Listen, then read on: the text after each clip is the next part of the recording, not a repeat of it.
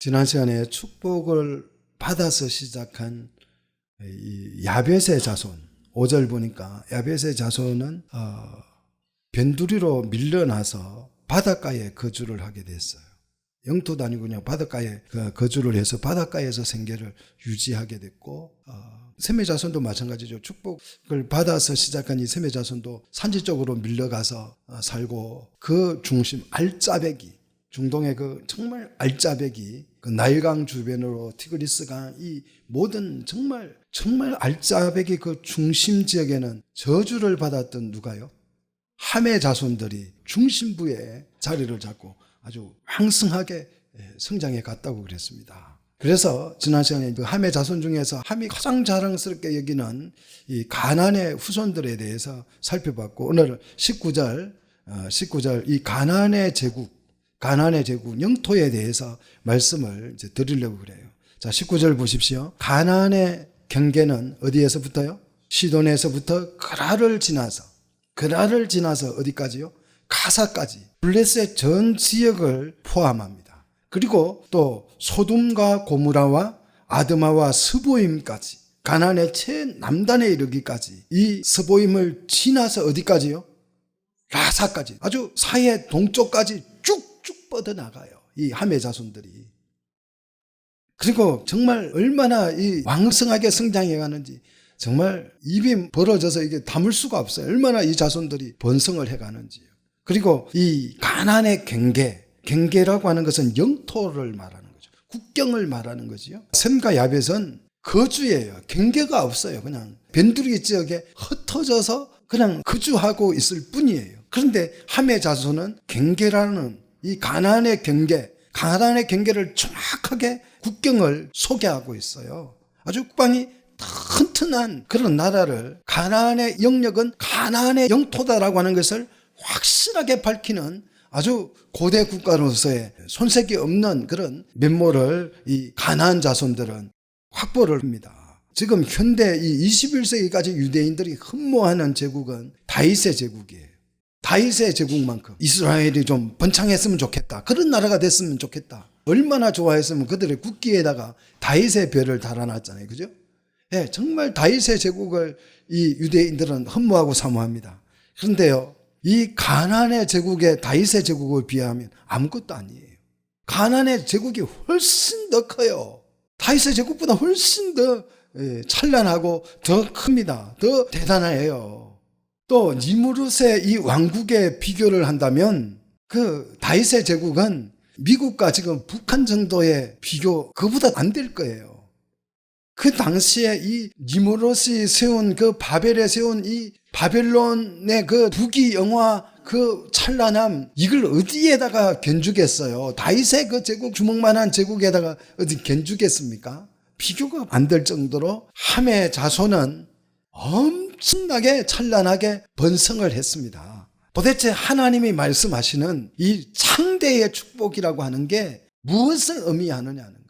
창대의 축복을 받았던 이 야벳과 셈의 자손은 형편없는데 저주로 시작했던 종들의 종으로 주었던 이 함의 자손은 오히려 세상 중심을 차지하고 세상을 호령하고 지금 살아가고 있습니다.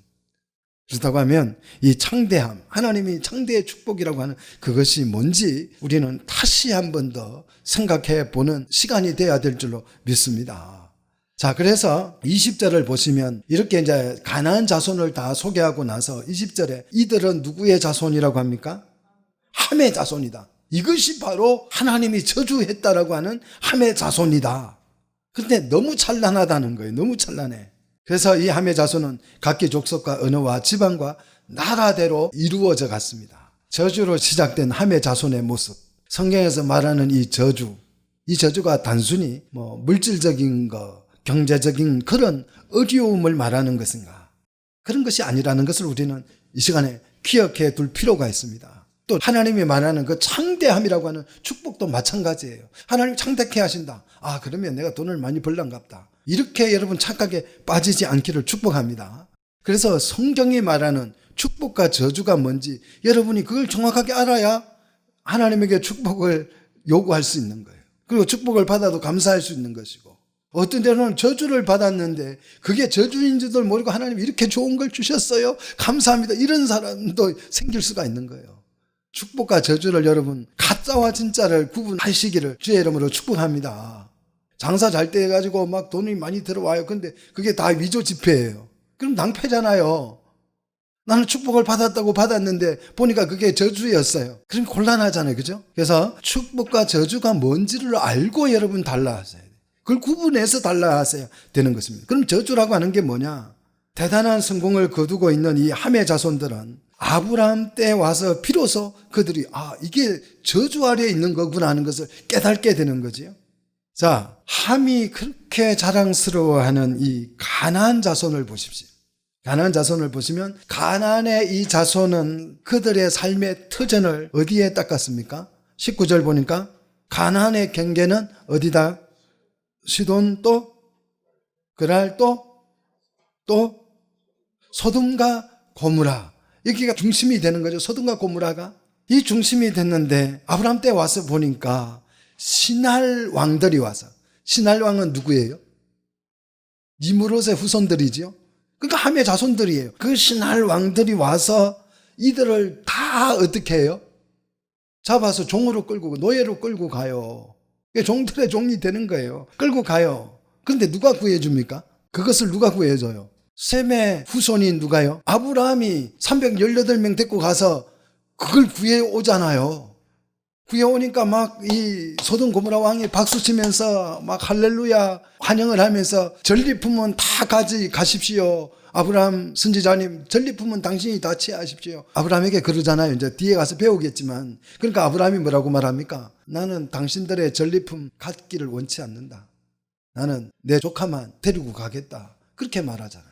그러면서 당신들 그 물질에 대해서 나는 실오라기 하나라도 취하지 않겠다. 왜? 나중 하나님이 나를 축복해서 창택게 되면 당신들이 이 전리품 줘서 내가 창택게 됐다. 그런 말로 오해할까 봐서 나는 실오라기 하나도 취하지 않겠다. 그렇게 아브라함이 말하잖아요.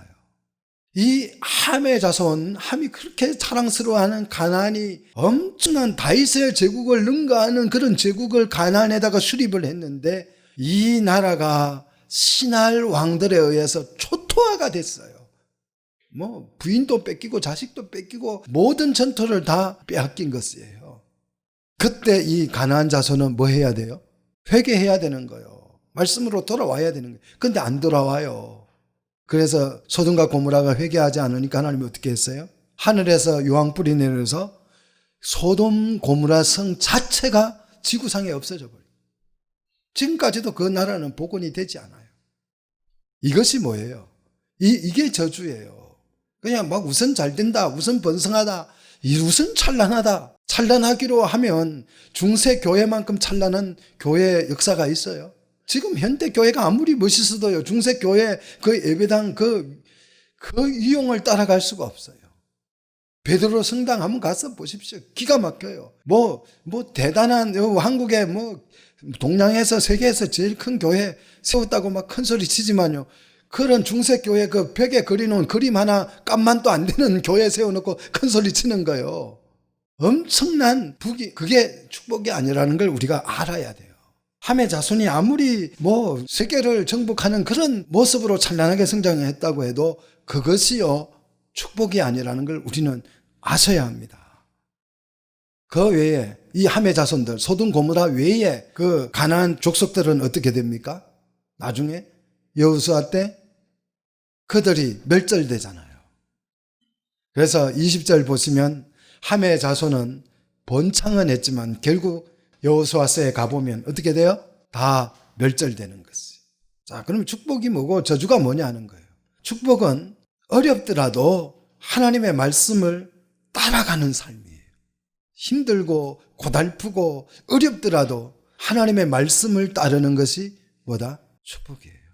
여러분, 말씀 따라가기가 번창할 수 없고 또 말씀 따라가다가 보면 성공할 수도 없고 그럴지라도 내가 이 말씀을 따른다고 하면 그럴 마음이 있고 그럴 용기가 있고 그럴 믿음이 있다고 한다면 그것이 축복이라는 거예요. 그럼 저주는 뭐냐? 하나님의 말씀을 거부하는 삶이에요. 여러분, 이 축복과 저주가 뭔지를 선명하게 구분할 줄 아시기를 축원합니다. 그래서 딱 보면 내게 주어지는 것을 딱 보면 이게 저주구나, 이게 축복의 길이구나, 그걸 구분할 수 있어야 돼요. 그것도 모르고 그냥 그것이 축복인 줄 알고 그냥 주여 주시옵소서 막 구슬하고 난리를 치다가 그것 때문에 망하는 사람들이 얼마나 많습니다. 지금 한국교회 정말 훌륭한 지도자들, 어떻게 이 기독교 역사에 이렇게 탁 내놓아도 조금도 손색이 없는 대단한 지도자들이 우리 한국교회에서 많이 나왔어요. 그 중에 한 분이 누구냐면 여의도에 있는 세계에서 이런 분을 찾아볼 수가 없어요. 이런 분을 찾아볼 수가 없어요. 그런데 이게 축복인 줄 알고 쫓아왔는데 마지막에 가서 보니까 이게 비참한 거예요. 비참한 거예요. 또 강동에 있는 그 새벽기도 잘하는 그분 얼마나 대단해요. 얼마나 훌륭합니까? 한 시대에 어떤 붐을 일으킨 분 아니에요. 새벽기도로 붐을 일으켜 정말 기도가 꺼져가는 한국교회 기도의 붐을 일으킨 한 획을 그으신 분이에요. 그런데 지금 그 아들한테 준이 많이 이래가지고 얼마나 추악해졌어요. 사랑하는 성도 여러분, 우리가 이게 축복이구나 이게 저주인거나 확실하게 구분할 줄 아셔야 돼요. 이게 축복일까 이게 저주일까 그거 구분 못하면 골치 아픈 거예요. 자, 그래서 이제 저주로 시작했던 이 함의 자손은 역사적으로 보면 결국 하나님의 말씀을 떠나는 삶을 살다가 결국 자기들의 죄에 의해서 멸절되는 것입니다. 자, 반대로 이 셈의 자손을 우리가 한번 오늘 살펴보려고 그래요. 21절로 이제 넘어갑니다. 21절 보시면 셈의 자손을 소개하는데 21절을 여러분이 눈여겨보셔야 돼요. 이 구절이 정말 중요한 구절입니다. 아니 무슨 21절이 뭐가 그래 중요하다고 하는가. 우리 21절 중요하니까 한번 읽어보십시다. 셈은 에벨 온 자손의 조상이요 에벨의 형이라 그에게도 자녀가 출생하였으니. 보니까 별 내용도 없는 것 같은데 너는 내게 구하라 그러면 내가 주실 것이 이렇게 나와야 우리는 왔다 좋은 구절이다 하는데 아니 무슨 셈은 에벨 자손의 조상이고 야벳의 형이다 이게 그리 중요하고 대단한 구절인가. 여러분 그렇게 생각하신다면 아직도 성경을 잘 모르는 거예요. 성경을 아시면 이게 정말 크게 이 대문자로 보이셔야 돼요. 대문자로 보이는 오늘 말씀 시간을 끝나고 나면 이것이 대문자로 보이는 축복이 있기를 축원합니다. 자, 셈은 에벨 온 자손의 조상이요 야벳의 형이라 그에게도 자녀가 출생했으니 이렇게 기록했습니다. 자, 오늘 셈을 지금 축복을 받았던 축복으로 시작한 이 셈의 자손을 소개하면서 특징 두 가지를 소개합니다. 특징 두 가지. 셈 자신을 자기 소개를 하는데 아주 중요한 특징 두 개를 소개하는데 이걸 굉장히 이 셈이 지금 강조하고 있어요. 이 강조점이 보이십니까? 이렇게 강조를 해놨는데도 이 성경을 읽으면서 이게 강조하고 있는 것인지 아닌지 그걸 모르면 곤란해요. 정말 이 창세기 저자가 이걸 정말 힘주어서 지금 강조를 하고 있는 거예요. 셈은 에벨 온 자손의 조상이다 하고 얼마나 목소리를 크게 높이고 있어요. 여러분 그것이 느껴지셔야 돼요. 그게 성경이 이해되는 거예요. 야벳의 형이다. 셈은 야벳의 형이다 하고 소리치고 있죠. 강조하고 있는 게 느껴지셔요? 첫 번째 이 셈에 대한 자기소개. 그게 뭐예요? 에벨 온 자손의 조상이다. 에벨 온 자손의 조상이다. 거기에서 온이 뭐예요? 무슨 뜻이에요? 온. 모든. 셈은 나는 에벨의 모든 자손들의 나는 조상이고 싶다. 이 말이에요. 예? 얼마나 지금 강조를 하고 있는 겁니까? 셈의 아들 중에서 아주 유명한 누가 있어요? 아르박사시 있잖아요. 셈의 바로 아들 중에서. 그리고 손자 중에서도 아주 유명한 사람이 있어요. 누구예요? 우스가 유명하죠. 그런데 왜 하필이면 이 셈은 정손자예요. 에벨은. 여러분 정손자인 줄 아셨어요? 정손자예요. 정손자의 자손의 모든 자손에 나는 조상이고 싶다. 이렇게 소개를 하고 있어요. 성경을 읽을 때 왜 정손자의 자손의 모든 자손에 나는 조상이고 싶어하는 이 셈의 마음을 여러분이 조금이라도 느끼셔야 해요. 그게 안 느껴지면 성경이 너무 재미없잖아요. 맨날 무슨 자손이다, 조상이다, 이런 족보 얘기만 하고 있는 것 같잖아요. 그죠? 이게 느껴지셔야 돼요. 성경을 보는 눈들이 확 열려서 말씀을 통해서 정말 우리의 심령이 그냥 일구어지고 은혜가 충만해지는 역사가 일어나기를 축원합니다. 그래야 말씀을 쫓아갈 마음이 생기는 거잖아요. 그죠? 왜 셈은 에벨의 조상으로 불리기를 원했을까? 이것이 축복을 이해하는 단서가 되는 거예요. 이런 것들이. 자, 9장 22절과 10장 21절이 서로 대조가 되고 있다는 것을 여러분이 확인하셨습니까? 함은 누구의 조상으로 불리기를 원했어요? 가나안의 아버지로 불리기를 원했어요. 가나안의 조상이 되고 싶어 해서 함은. 셈은 누구의 조상이 되고 싶어 했어요? 정손자 에벨의 조상이 되고 싶어 했어요. 그렇다면 셈이 이토록 자랑하는 이 에벨이라고 하는 정손자 에벨이라고 하는 사람이 누구냐 하는 거예요. 이 사람이 누구냐? 왜 정손자의 조상으로 그는 불리기를 그처럼 갈망했을까? 자기의 그 귀라손 같은 훌륭한 자기의 아들들을 다 제쳐두고 왜 정손자의 그 조상으로 불리기를 원했는가 하는 거예요. 성경을 읽을 때에 이런 것이 궁금해져야 돼요.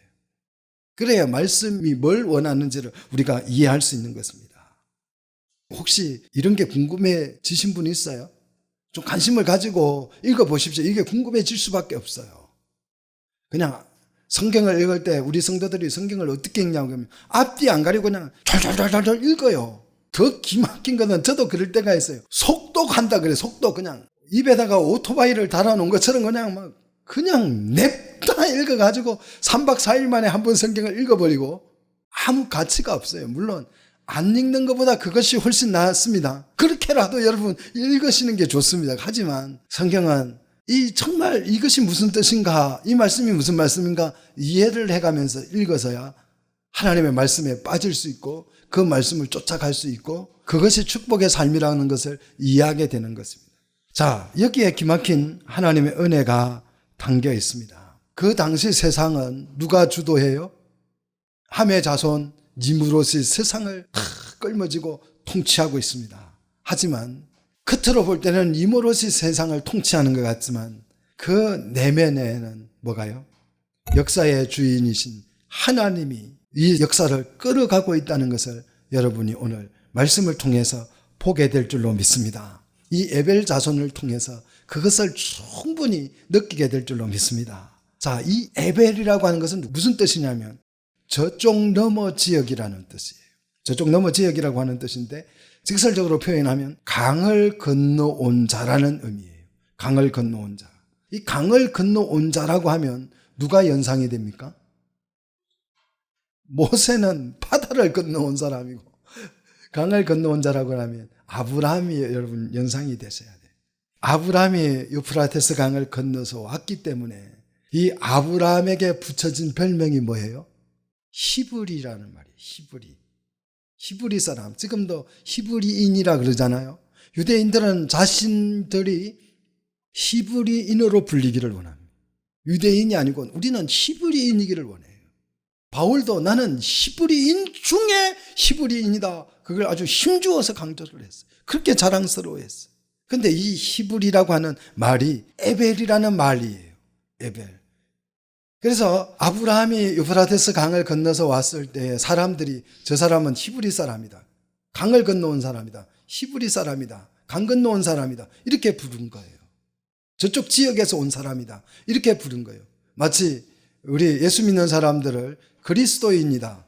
그리스도인 예수 믿는 사람을 보고 그리스도인이라고 불렀던 것처럼 이 아브라함 자손들을 보고 그 지역 사람들이 저 사람들은 강 건너왔네. 그게 히브리라는 뜻. 그 뜻이 뭐냐면 에벨이라는 말이에요. 에벨이라는 말에서 유래한 것입니다. 그래서 현대어 성경을 보면 이 구절을 아주 해석을 해가지고 에벨을 히브리로 해석해서 번역해서 기록을 해놨어요. 이거는 너무 나간 거예요. 원래는 에벨이에요. 이 속에 히브리라는 의미가 들어있는 것이죠. 자, 유대인들은 이렇게 히브리인으로 불리는 것을 자랑스러워하는데 이 히브리인의 원조는 누구다? 에벨이라는 것이 에벨. 셈이 에벨의 조상이라고 불리고 싶어 할 만큼 탐나는 사람이죠. 자, 당시 세상을 주도하는 인물은 누구라고요?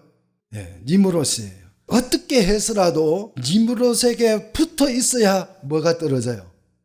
떡고물이라도 떨어지는 거예요. 그 세상을 모든 경제, 정치, 문화 이걸 누가 걸머쥐고 있어요? 니무롯이 걸머쥐고 있어요. 그러니까 어떻게 해서라도 니무롯에게 붙어 있으려고 그래요. 지금은 누가 세상을 주도하고 있습니까? 미국이 주도하잖아요. 그러니까 어떻게 해서든 미국에 붙어 있어야 돼요. 그러니까 뭐 보이콧인가 뭐 한다 그러니까 중국도 쩔쩔매고 러시아도 쩔쩔매잖아요. 우리 거래 끊어버리게 북한을 편드는 나라는 무조건 미국하고는 거래할 생각하지 마라 이렇게 하니까 세상이 어때요? 숨도 못 쉬잖아요. 그때 당시에 니무롯이 이런 거예요. 니무롯에게 어떻게 해서라도 붙어 있어야 돼요. 이 니무롯은 수메르 문명과 메소포타미아 문명과 이집트 문명을 주도하고 그것을 일으키는 문명을 일으키는 그런 정말 놀라운 찬란한 그런 제국이에요. 이 세상 나라의 중심에 니무롯이 있습니다. 세상 나라의 시조는 바로 이 니무롯이라고 할 수 있어요. 세상 나라의 주인공이 니무롯이라고 한다면 하나님의 나라의 중심에는 바로 누가 서 있느냐 하면 이 에벨이 서 있어. 세상 나라의 시조는 니무롯이라고 한다면 하나님의 나라의 시조는 이 에벨로 세워져 있어요. 그러니까 셈은 자기 아들 다 제껴놓고 손자들 다 제껴놓고 누구의 조상요? 에벨의 정손자 에벨의 조상이고 싶어하는 거예요. 이 마음이 여러분에게도 느껴지기를 축복합니다. 우리도 그러면 어떻게 해야 됩니까? 에벨 자손의 후손이 되는 것을 사모하고 사랑스러워해야 돼요. 이걸 모른다면요, 이걸 모르고 신앙생활을 한다면 불행한 것입니다. 여러분 오늘 옛날에 교회 다닐 때는 에벨은 말도 안 하던데 왜 우리 목사님은 에벨에 대해서 이렇게 강조하는 거예요? 성경을 몰라서 강조를 못하는 거예요. 이걸 알면 정말 침이 마르도록 저는 이 에벨을 존경합니다. 정말 내 마음의 영웅과 같은 사람이에요. 이 에벨에 대해서 더 자세한 내용은 이제 25절에 가서 더 자세히 상세히 설명을 하기로 하겠습니다. 그 다음 두 번째, 셈이 자기소개를 합니다. 첫 번째 자기소개는 뭐였어요? 나는 에벨 모든 자손의 조상이고 싶다. 이렇게 자기 마음의 소감을 밝혔어요. 두 번째는요, 나는 야벳의 형이다. 이걸 이제 말하는 거예요. 좀 이상하지 않습니까? 셈은 누구의 형이다? 왜 여기에서 이 야벳의 행이고 싶어하는 셈이 좀 안 이상해요? 뭐가 이상해요? 문제가 없어요 여기에? 이 말에? 노아는 삼형제를 낳았어요. 아기 돼지 삼형제처럼. 예? 노아는 삼형제예요. 그런데 왜 이 셈은 누구의 형? 야벳의 형이고 싶어 했는가? 학자들에 의하면 야벳이 셈보다 더 형이다. 노아의 장자는 야벳이라고 주장하는 학설도 있습니다. 누가 형이냐 이걸 지금 말하고 싶은 게 아니고 삼형제 중에서 이 셈이 왜 야벳의 형이고 싶어 했는가 하는 거예요. 함의 형은 아닙니까? 함은 막내지요. 노아의 막내지요. 그죠? 그렇다면 셈은 함의 형도 되는 거예요. 그런데 왜 나는 굳이 야벳의 형이다 이 말만 했느냐는 거예요. 나는 함과 야벳의 형이다 이렇게 해야 여러분 맞잖아요. 그죠? 근데 왜 함은 빼버리고 야벳의 형이라고 했는가? 왜 그랬느냐? 함이 너무 잘 나가잖아요. 그죠? 그러니까 못 나가는 것들 둘이 뭉쳐가지고 우리 잘 나가는 함 왕따 시키자 그런 것입니까 여러분? 그런 거예요. 셈이 여기서 소개하고자 하는 것은요, 우리 성경에는 야벳의 형이라고 번역을 했지만 이 형이라는 말보다는 야벳의 형제다 이렇게 번역하는 것이 옳습니다. 야벳의 형제다. 이 형이라고 하는 것은 형제의 서열을 나타내는 단어예요. 그래서 수직 관계를 밝히는 거지만 형제라고 하는 것은 수평 관계를 말하는 수평관계. 그죠? 그래서 문맥상 형보다는 형제로 번역을 해야 옳습니다. 그래야 의미가 더 전달이 잘 돼요. 지금 셈이 선언합니다. 뭐라고요? 나는 야벳의 형제다. 나는 야벳의 형제다. 이 말은 무슨 말이에요? 다르게 말하면 나는 이제 더 이상 함의 형제는 아니다. 반대로 말하면 이 뜻이에요. 나는 함의 형제가 되고 싶은 것이 아니라 나는 야벳과 형제가 되고 싶은 것이다. 이 말을 지금 힘주어서 말하잖아요. 함을 빼어서 말하는 것은 강조한다는 뜻이에요. 강조한다. 그래서 이 셈은 여기에서 함과 완전한 분리를 선언하고 있어. 형제의 분리를 선언하고 있어. 그리고 새로운 가족관계를 설명하는데 나는 야벳과 형제를 이루겠다는 거예요. 함과는 분리하고 누구와? 야벳과는 형제가 되겠다. 비록 함의 자손이 세상을 제패하고 세상을 주도하지만, 세상을 호령하지만 우리가 그렇잖아요. 그런 형제가 있다면 그런 형제에게 붙어야 덕이 되는 거죠. 그런데 그런 형제하고는 분리를 선언하고 누구와? 저 바닷가에 가서 임시 초막 짓고 사는 누구? 나는 야벳의 형제이고 싶다. 함과는 분리를 선언하고 야벳과는 결합하고 싶어하는 거지. 형제임을 여전히 밝히고 있습니다. 여기서 육체적 관계가 영적 관계로 승화되는 거예요. 정말 중요한 내용이에요. 육체적 관계라고 한다면 함도 들어와야 돼요. 그냥 육체적인 노아의 아버지의 형제다라고 한다면 여기 함도 끼어들어야 돼요. 그런데 함은 뺐어요. 이것은 뭐냐? 영적 관계를 말하는 것입니다. 이 영적 관계는 혈연 관계를 뛰어넘습니다. 믿습니까? 여러분도 아버지의 형제들이 있잖아요. 근데 우리 교회에 나왔으면 형제들 관계를 뛰어넘어서 영적 관계로 우리가 세워져야 되는 것이에요. 할렐루야. 우리가 형제가 돼야 되는 것입니다. 형제라고 하는 것은 아버지를 기준으로 하는 거잖아요. 그렇다면 함과는 아버지가 다르다 이 뜻이에요. 나는 함의 아버지와 내 아버지가 다르다 이 말을 선언한 거예요.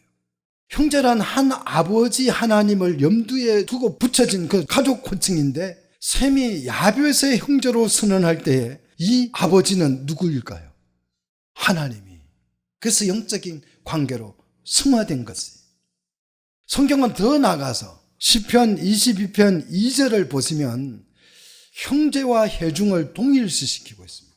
시편 22편 22절에 가서 보시면 형제와 혈중을 동일시시켜서 모두 형제도 혈중도 다 하나님의 백성이고 하나님의 형제라고 하는 사실을 밝혀요.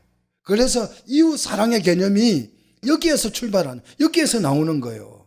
더 나가서 성경은 누구까지도 하나님을 믿는 사람이라고 한다면, 하나님의 자손이라고 한다면 원수까지도 말하는 거예요. 사랑해야 된다는 거예요. 그 다음 신명기 15장을 한번 가서 보십시오. 신명기 15장 1절로 3절을 보시면 이웃, 그 다음 형제, 이방인이 나와요. 이웃과 형제와 이방인. 자, 신명기 15장입니다. 시간이 없으니까 이제 읽지는 않고 여러분 한번 찾아서 보십시오. 신명기 15장 1절로 3절에 보시면 이웃이 나오고 형제가 나오고 이방인이 소개됩니다. 그런데 이 세 개념 중에서 법을 적용할 때에 법 적용이 다르게 적용돼요. 법 적용이 다르다고 하는 말은 무슨 뜻이에요? 소속이, 국가 소속이 다르다는 거예요. 미국인이 우리나라 와 있어도 미국인이 범죄했어요. 그러면 미국인은 어느 나라 법을 적용받습니까? 미국 법을 받아요. 우리나라 사람은요? 우리나라 법 적용을 받는 거예요. 나라가 다르기 때문에 법 적용이 다르게 적용돼요. 그래서 신명기 15장에 가서 보시면 형제와 이웃은 동일한 법이 적용돼요. 그렇지요? 그런데 이방인은요? 법이 다르게 적용돼요. 이게 뭐냐면 에벨의 개념이에요. 에벨의 개념. 이 에벨에 의해서 벨렉의 개념이 이제 나오는데 여기에서 분리되는 거, 구분하는 거, 여기에서 이 에벨의 개념이 소개되는 것입니다. 자, 셈은 야벳을 형제로 인정하고 받아들였습니다. 야벳의 축복이 적용되는 아주 장엄한 모습이에요. 셈이 야벳을 자기 형제로 받아들임으로써 하나님이 야벳에게 주셨던 축복 뭐예요? 창대하여서 누구의? 셈의 장막에 거한다는 이 축복이 9장 27절의 이 축복이 오늘 이 구절에서 실현되어지는 그 놀라운 정말 장엄한 장면을 우리가 목격하고 있습니다. 이 구절을 읽을 때 한 편의 시가 연상이 돼야 합니다. 누구십니까? 다윗의 시지요. 다윗의 시. 몇 편요? 시편 133편.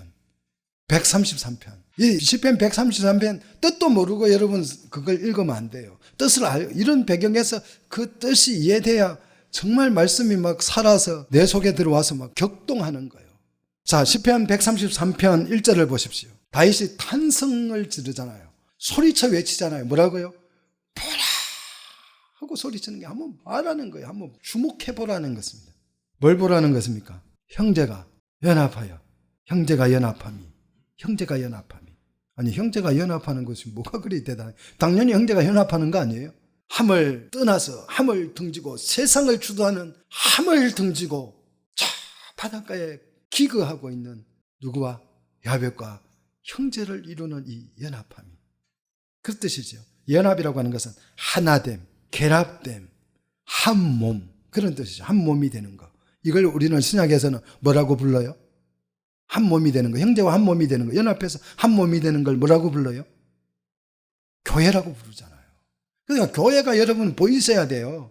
한 몸이 되어서 동거함이. 동거한다는 같이 거주함을 말하죠. 거주함이 어찌 그리 선하고. 선하다고 하는 것은 행복하고 번영하고 번성하고 그런 뜻이지요. 그리고 아름답고 즐겁고 사랑스러운 거. 교회가 이렇게 여러분 보여지시기를 주의 이름으로 축복합니다. 그래야 교회가 되고 싶어하는 거예요. 그래야 교회가 되고 싶어서 안달을 하는 거지. 사랑스럽고 너무 행복해 보였어. 그와 동거하면 그냥 내 인생이 달라질 것 같아. 내 행복이 달라질 것 같아. 그래서 결혼해버리잖아요. 그런 마음이 들어서 이 사람아 아니면 나는 죽고 못 살 것 같아. 나의 행복이 이 사람에게 달려서 그래서 결혼한 거잖아요. 교회가 그리 돼야 교회를 이루고 싶은 거예요. 여러분 그런 교회를 이루고 싶습니까? 저를 보면 그런 마음이 들어요. 여러분을 보면 그런 마음이 제 마음속에 생기니까 지금 이루고 있는 거 아니겠어요? 그래서 이렇게 형제가 연합하여서 동거한 이 연합체가 한 몸을 이룬 이것이 얼마나 아름답고 선한가. 탄성을 지르면서 하나님께서 이들에게 복을 명하시지요. 그 복이 뭐라고요? 3절. 무슨 복을 명하셨어요? 영생이다. 영생이다. 우리 성경에서 복이라고 하는 거, 축복이라고 하는 거, 이 축복의 개념을 잡으셨습니까? 우리 하나님이 명하시는 복은 뭐예요? 영생입니다. 누구에게 이 복을 명하셨어요? 형제와 연합하여서. 셈이 나는 야곱의 형제다. 이 말을 할 때 이 구절이 연상이 되면 막 감동이 일어나는 거예요. 근데 셈은 야벳의 형이래. 이러면 아무 감동이 없는 거예요. 형제가 연합하여 한 몸을 이룬 형제. 이 교회에게 하나님이 복을 명하셨어요. 그게 교회가 얼마나 중요한 거예요. 셈의 형제가 되는 것이 축복입니다. 믿습니까? 형제가 함께 연합하여 거하는 것이 축복입니다. 믿습니까? 셈과 함께 한 장막에 거주하게 되는 것. 이것이 한 몸을 이루는 축복이고 한 몸이기 때문에 같은 생명을 누리게 될 줄로 믿습니다. 이 같은 생명을 누리는 것. 우리는 같은 생명을 누리는 영생을 얻은 자들입니다. 그래서 우리는 축복받은 자예요. 믿습니까? 같은 몸이기 때문에 같은 생명을 누릴 수 있는 거예요. 할렐루야. 자, 교회란 세상과 분리인 동시에 형제와 한 몸을 이루는 이 이중 구조를 가지고 있습니다. 그래서 교회는 세상과 자꾸 분리를 해야 돼요. 그리고 누구와? 형제와 뭐 해야 돼요? 연합해야 돼요. 하나님을 아버지로 둔 형제들과 연합을 해야 돼요. 자, 이러한 모든 설명은 셈의 자손인 에벨을 통해서 다 이해가 돼요. 그래서 에벨은 굉장히 중요한 인물이고 정말 귀한 인물입니다. 함의 자손에게는 니므롯이 있다면 우리 셈의 자손에게는 누가 있어요? 에벨이 있어요. 할렐루야. 자, 22절 가서 보십시다. 이제 셈의 아들들을 소개하는데 엘람이 소개되지요. 22절. 엘람은 높은 지대, 산지 쪽. 그러니까 지금 우리가 산지 쪽 사람이다. 아주 지금도 산지 쪽에 가 있는 사람들은 별 볼 일 없는 사람들이에요. 그리고 아수르, 뭐 별 명성이 없는 사람이에요. 아르박삭. 여기서 이제 그리스도의 혈통에 아르박삭이 나오는데 대단한 인물이에요. 그 다음 룻은 투쟁이라는 뜻인데 니므롯 자손들에게 상당히 괴롭힘을 당해서 이 룻 자손은 굉장히 투쟁을 많이 했던 것 같아요. 자, 장남과 둘째, 넷째 이 아들들은 그렇게 뭐 시대에 큰 인물이 되지 못했습니다. 그리고 이제 셈의 다섯 번째 아들이 아람이에요. 이 아람은 상당한 두각을 보인 아들인데 세상적으로 두각을 나타낸 것이 아니고 신앙적으로 두각을 나타냈습니다. 아람 하면 여러분 뭐가 연상이 됩니까? 아람, 예수님이 아람으로 말씀하셨지요. 달리다굽 하면서 이것은 아람어예요. 그러니까 이 아람 사람들이 굉장히 현명하고 지혜로웠던 것 같아요. 언어를 만든 거지, 아람어를. 그리고 이 아람이 나중 가면 굉장히 역할을 많이 해요. 밧담 아람이라 그러잖아요. 그래서 그 이삭의 아내가 어디에서요? 핫담 아람에서 살잖아요. 이 사람들의 조상이에요. 그러니까 이게 굉장한 인물입니다. 나중에 이것이 이제 시집을 와서 연합해요. 결합합니다. 아브라함 자손하고. 잘 보십시오. 이런 걸 깨달으면 성경이 막 얼마나 신기하고 놀라운지 모릅니다. 자, 이 아람을 아주 신앙의 대단한 인물이고, 이 아람 자손 중에서 23절 보니까 누가 나와요? 우스가 나오잖아요. 우스 하면 누가 생각납니까? 우스 하면 누가 생각나요? 우스 땅에 누가? 우스 땅에 누가? 아니, 욥이 우스 땅에서 가장 완전하고 당시에 가장 의인이었더라. 이 욥이 우스 땅 사람이잖아요. 이 우스의 자손이잖아요. 이 우스를 몰라요? 여러분, 성경 좀 열심히 읽으세요. 이 아람 자손에서 우스가 나와요. 그 신앙의 맥락이 이어가는데 기가 막혀요. 그리고 그 다음 게델, 마스, 이 자손들이 나옵니다. 자, 그 다음, 그래서 이 다섯 번째 아들 아람이 굉장한 인물이고, 그 다음 이제 이 셈의 자손 중에서 훌륭한 아들이 세 번째 아들 아르박삭이에요. 이 아르박삭이 아주 뛰어난 아들입니다.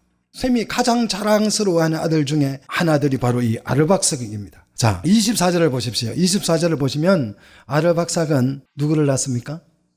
셀라를 낳아요. 이 셀라가 뭐냐면 보낸다는 뜻이에요. 그래서 최초의 선교사는 누구요? 셀라예요. 아르박삭이 셀라를 보내는 것이요. 자, 그래서 셀라가 아들을 낳고, 이제 이 보냄을 받은 이 셀라가 아들을 낳고 이제 이름을 지었는데 뭐라고 지었느냐 하면 뭐라고 지어요? 에벨이라고 지어요. 에벨. 믿음의 전통이 막 흘러내려오고 있죠. 에벨. 자, 이 에벨은 무슨 뜻이라고요? 저쪽 너머 지역에서 건너온 사람. 그러니까 니므롯의 제국 아래에 있다가 그 니므롯의 제국을 등지고 떠나온 사람. 이 사람이 누구라고요? 히브리다고. 히브리인. 그런 히브리인이라는 별명이 에벨에게 붙은 것이. 니므롯의 통치를 벗어나서 이 에벨이 교회와 하나님의 나라를 꿈꾸고 그 나라를 쫓아가는 것입니다. 이들은 니므롯 통치하에 살면서도 끊임없이 하나님의 나라를 꿈꾸고 하나님의 나라를 소망 삼았어요. 그래서 뜬금없이 창세기 11장에 가서 이제 보면 누가 툭 튀나와요? 아브라함이라는 사람이 툭 튀나와요. 이게 강 건너온 사람이죠. 그 꿈을 실현한 사람, 실제 삶에 적용했던 사람이 누굽니까? 아브라함이라는 거예요. 자, 셈은 이때부터 구체적으로 가나안 땅을 약속의 땅이다 이런 개념이 없었지만 그들 마음속에 하나님의 나라를 꿈꾸는 그 나라를 그들이 정말 사모했음을 여기에서 분명히 우리가 확인할 수가 있습니다. 그래서 창세기 11장 31절 보십시오. 창세기 11장 31절. 자, 우리 한번 같이 읽겠습니다. 데라가 그 아들 아브람과 하란의 아들인 그의 손자 롯과 그의 며느리 아브라함의 아내 사레를 데리고 갈대아인의 우르를 떠나 가나안 땅으로 가고자 하더니 그랬어요. 어디로 가고자 했다고요? 누가요? 아브라함의 아버지 누가요? 데라가 뜬금없이 야야 우리 가자. 이 땅 떠나자. 이 셈의 자손들의 땅에서 우리가 떠나자. 그래서 어디로 가고자 했다고요? 가나안으로 가고자 했어요. 아니 뜬금없이 왜 데라가 가나안으로 가고자 했는가? 하나님께서 계시를 줘서 가나안으로 가거라. 아브라함에게 그렇게 말한 것처럼 데라에게 그런 말을 한 적이 없어요. 근데 데라는 가고 싶어 했어요. 갈대아인의 우르를 떠나서 가나안으로 가고자 한 그 속에 내면에 흐르고 있는 이 에벨 자손, 셈의 자손들의 그 갈망이 이 구절에서 여러분 이해가 됩니까? 이게 이해가 돼야 이렇게 해서 하나님이 아브라함을 찾아오셔서 가나안으로 가라고 약속의 땅이다라고 말씀하신 것이 이해가 돼요. 저는 처음에 읽을 때 이 11장 31절이 이해가 안 되더라고요. 왜 갈대아인의 땅에서 이 사람이 갑자기 데라가 떠나려고 했는가? 아니에요. 갑자기 떠나려고 한 게 아니에요. 에벨이 어떻게 한 거예요? 보낸 거지요. 세라를 보낸 것이요. 보내고 싶어 했던 거지요. 떠나게 하고 싶어 했던 거지요. 갈망했던 것이죠. 이제 셈이 그토록 대단하게 여기는 이 에벨을 보시면 왜 에벨이 대단하냐 하면 이 에벨이 두 아들을 낳습니다. 그 두 아들 25절 보시면 두 아들을 낳는데 큰 아들 이름이 뭡니까? 벨렉이에요. 벨렉. 이 벨렉이라고 하는 이름의 뜻이 뭐냐면 나님이라는 뜻이에요. 다시 말해서 쪼갠다는 뜻이에요. 분열시킨다는 뜻입니다. 이 쪼개다, 분열시키다라고 하는 말은 의지가 강하게 포함된 단어잖아요. 그죠? 왜 에벨은 아들의 이름을 분열이라고 짓을까요? 25절. 그때에 세상이 어떻게 됐다고요? 나뉘어졌다라는 거예요. 나뉘어졌다. 여기서 세상이라고 하는 것은 영토를 말합니다. 그러니까 영토, 니무롯 세상이죠. 니무롯의 영토에서 나뉘어서 떨어져 나갔다라는 거예요. 떨어져 분가해 갔다라는 것이요. 세상 니무롯의 영토에서 분리되어져 나올 때 큰 사건이 일어나요. 그 사건이 무슨 사건인지 혹시 아십니까? 바벨탑 사건입니다. 이제 다음 시간에 11장에 바벨탑이 나오는 거예요. 바벨탑 사건이 일어나는 거죠. 에벨은 니무롯의 야망을 본 것입니다. 니무롯이 어떤 세상을 만들려고 그래요?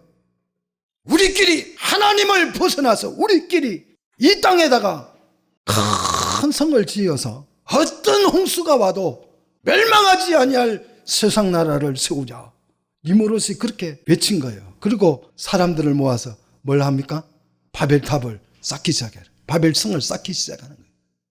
그러니까 에벨이 그것을 보고 나는 여기에 동의할 수가 없어. 나는 그런 욕구에 니무롯의 그 욕망에 나는 동조할 수 없어. 그래서 이 에벨이 니무롯 제국에서 등을 돌린 것입니다. 등 돌리면 따라합시다. 등 돌리면 죽음이다. 이 순교적 각오가 있어야 돼요. 어떻게 감히 니무롯을 떠나요? 말도 안 되는 소리. 누가 대통령의 말을 어길 수 있어요? 그리고 누구와 형제되기를 원했습니까? 야벳과. 세상적인 관점에서 보면 흩어짐이지만 영적으로 보면 결별입니다. 그리고 셈의 자손은 야벳과 한 몸을 이루게 되어서 교회와 하나님의 나라를 이루어 가는 것입니다. 하나님의 백성이 세상 나라에 종속되어 있다가 탈출한 사건. 우리 이것을 보고 구원이라고 그러잖아요. 탈출해서 누구와 연합해요? 야벳과 형제와 연합해서 한 몸을 이루는 것. 출애굽기도 같은 원리잖아요. 세상 밖으로 뛰쳐나온 것. 교회가 뭐라고요? 세상 밖으로 뛰쳐나온 거예요. 여러분 뛰쳐나오셨습니까? 세상 밖으로 튕겨져 나온 사람들. 이게 교회예요. 무섭지 않습니까? 그렇게 세상을 지배하는 니무롯에서 뛰쳐나온 사람. 누구요? 에벨. 여러분 이 에벨을 사랑하시기를 축복합니다. 벨렉 때에 드디어 하나님의 백성이 니무롯이 주도하는 세상에서 분리를 선언했습니다. 독립을 선언했어요. 이것을 주도한 인물이 누구라고요? 에벨이다. 저는 이분을 그래서 잊을 수 없는 거예요. 그래서 에벨이 아들의 이름을 뭐라고 불렀다고요? 벨렉이다. 나뉘었다. 세상과 결별했다. 그렇게 선언을 한 것이에요. 셈은 자신을 이러한 결단을 내린 목숨을 걸고 니무롯으로부터 결별을 선언한 이 에벨에 나는 조상이고 싶다. 셈의 이 감동이 여러분 속에서도 일어나기를 주의 이름으로 축원합니다. 그리고 이 벨렉의 자손은 성경에 나오지가 않아요. 없어요. 벨렉의 자손은 별로 힘이 없어요. 그냥 이름도 없어요. 나중에 이제 족보에 보면 이제 나오지만 아브라함은 계보를 이어가지만 소개조차도 안 합니다. 그리고 누구를 소개합니까? 욕단을 소개해요. 벨렉의 동생 욕단을 소개하는데 이 욕단은 몇 명을 낳습니까? 13명을 낳지요. 자, 25절입니다. 욕단의 아들 26절로 29절을 보시면 이 욕단의 아들이 소개되는데 알모닷이에요. 알모닷을 낳습니다. 이것은 하나님은 나의 친구다라는 뜻이에요. 신앙이 흘러가고 있습니다. 그 다음 셀렘은 뽑아냈다는 것이요. 선민을 의미하고 있지요. 그 다음 핫살마웨 죽음의 마을이라는 뜻이죠. 이제 이 니무롯 세상에서 떠나는 것은 죽음과 같은 그 죽음의 도성에서 빠져나왔다라는 의미고, 에라는 달이라는 의미고, 하도람 그 다음 우살 디글랏은 종려나무 번성을 뜻하는 것이죠. 그 다음 오발은요 벌거벗었다라는 빈몸으로 나왔다라는 뜻이죠. 그 다음 아비마엘은 나의 아버지는 하나님이다라는 거예요. 나의 아버지는 하나님. 그 다음 서바는 이제 일곱 맹세라는 뜻인데, 이 서바에서 누가 나옵니까? 나중 서바 여왕이 나오잖아요. 그래서 서바 여왕이 누구를 찾아와요? 솔로몬 찾아와서 그 하나님의 말씀에 귀 기울이잖아요. 그게 그냥 된 게 아니에요. 이들의 신앙의 전통이 흘러가는 거죠. 그 다음 오빌이 나옵니다. 오빌 하면 뭐가 생각납니까? 금이 생각나잖아요. 금의 생산지예요. 하나님께서 이 욕단의 자손에게 오빌 금맥을 주신 거예요. 얼마나 귀한 축복이에요. 그런데 이 금이 어디에 써요? 역대상 29장 4절 여러분 적어 놓으십시오. 역대상 29장 4절 뭐 할 때? 오빌의 금이 뭐 할 때 쓰여요? 솔로몬 성전을 건축할 때 오빌의 금을 가져와서 썼습니다. 저는 너무 감동스러워요. 그냥 오빌에서 생산한 금이 아니에요. 이들의 그 신앙으로 준비한, 하나님이 계획하고 준비한 그 금을 가져다가 사용한 것이에요. 그리고 하올라, 역시 금을 말하는 것이죠. 그 다음 요밥, 외치는 사람이라는 뜻이죠. 세례 요한과 같은 사람입니다. 그래서 하나님의 백성을 이들이 이루어가는 것이에요. 그리고 이제 셈의 영토가 소개되는데요. 30절, 그의 영토들은 어떻습니까? 그들이 거주하는 곳은 메사, 아라비아 사막 동쪽 지역입니다. 아라비아 사막 동쪽 사막 끝부분이에요. 메사. 그 다음 스발로 가는 길의 동쪽 뭐더라? 30절. 동쪽 뭐라고요? 산악지대. 그러니까 사막 끝부분에 붙어 살고 어디에요 또? 산악지대에 그렇게 정말 거주하는 곳이에요. 거하더라 그래서 거하더라. 영토가 아니에요. 경계가 아니에요. 영토가 아닙니다. 세상적으로 보면 이건 굉장히 서글프고 안쓰러운 것입니다. 19절 가나안의 족속, 10절로 11절 니므롯의 제국과 비교를 하면 정말 보잘것없습니다.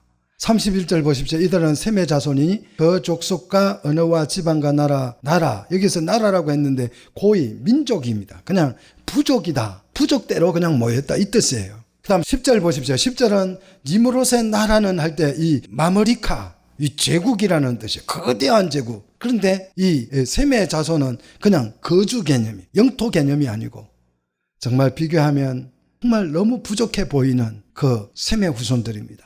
19절 가나안의 경계와 비교를 해봐도 부족해 보여요. 축복과 저주는 외형적인 모습이 아니라 사실은 말씀을 따르느냐, 말씀을 거부하는 이게 축복이에요. 축복과 저주의 갈림길이에요. 여러분, 이 축복과 저주를 확실하게 구분할 줄 아는 믿음의 백성들이 되시기를 축복합니다. 우리 어렵더라도 주의 말씀을 쫓아갑시다. 자, 32절 다시 한 번 더 강조합니다. 이들은 그 백성들의 족보에 따르면 노아의 족속들이고 홍수에 이들에게서 그 땅에 뭐가 백성이 어떻게 됐다고요? 나뉘었더라. 굉장히 이 나눔, 분리를 강조하고 있죠. 매우 강조하고 있습니다. 창세기 천지창조에도 이 나뉘는 것을 강조해요. 하나님이 낮과 밤을 어떻게 했어요? 나누셨다고 그랬어요. 사시사철을 나누셨다고 그랬고요. 땅과 바다를 나누셨다고 그래. 굉장히 나누는 이 하나님은 나누시는 하나님이에요. 그래서 분리되어서 족속대로 언어대로 지방대로 나라가 분리되어 갔습니다. 이제 다음 장에 가서 니므롯은 하나님께 정면 성부를 걸지요. 그것이 무슨 사건이라고요? 바벨탑 사건입니다. 이 바벨탑 사건을 기획할 때 누가 반란을 일으킨 거예요? 니므롯 나라에서. 이 에벨이 반역을 한 것이. 나는 여기에 동조할 수 없다. 나는 떠나가겠다. 그래서 분리를 선언한 것입니다. 그러면 니므롯이 내버려 두겠어요? 정말 목숨 걸고 이 선언을 한 것입니다. 이 사건을 계기로, 바벨탑 사건을 계기로 하나님의 백성들은 니므롯이 통치하는 세상에서 독립을 선언하고 정처 없는 여행길을 떠나게 돼요. 정말 서글픈 것입니다. 그 알짜배기 땅을 다 두고 그들은 떠나야 했습니다. 그래서 11장 조금 전에 읽었던 31절 가나안 땅으로 가고자 소망했습니다. 아무런 목적도 없이 그들이 가나안 땅으로 가서 살았으면 좋겠다. 이런 생각을 하게 된 거지요. 오갈 데 없는 그런 나그네 모습으로 전락한 것처럼 보입니다. 하지만 이 속에 하나님의 계획이 들어있어요. 하나님의 계획이. 그래서 니므롯이 온 세상을 지배할 때 에벨은 담대하게 니므롯을 거부했습니다.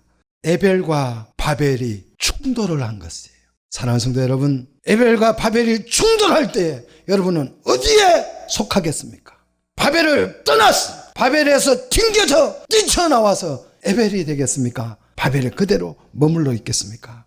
여러분, 에벨을 우리는 생각해야 돼요. 분리를 선언해야, 벨렉을 선언포해야 합니다. 에벨은 그 땅에 더 이상 머물 수 없다. 이렇게 판단하고 벨렉, 분리를, 나눔을 선언했습니다. 그래서 정처 없이 떠나야 하는 나그네 인생으로 전락했지만 에벨은 그것을 두려워하지 않았다라는 것이에요. 사랑하는 성도 여러분, 바벨, 사람을 한때 끌고 모으는, 결집시키는 이 거대한 제국 바벨론, 이 바벨에 맞섰던 사람이 유일하게 누굽니까? 에벨이에요. 바벨 사상에 유일하게 맞섰던 사람이 바로 에벨입니다. 사랑하는 우리 성도 여러분, 에벨이 되십시오. 그래서 하나님의 뜻을 구하고 그의 나라를 구하는 이 에벨의 후손들이 되시기를 주의 이름으로 축복합니다.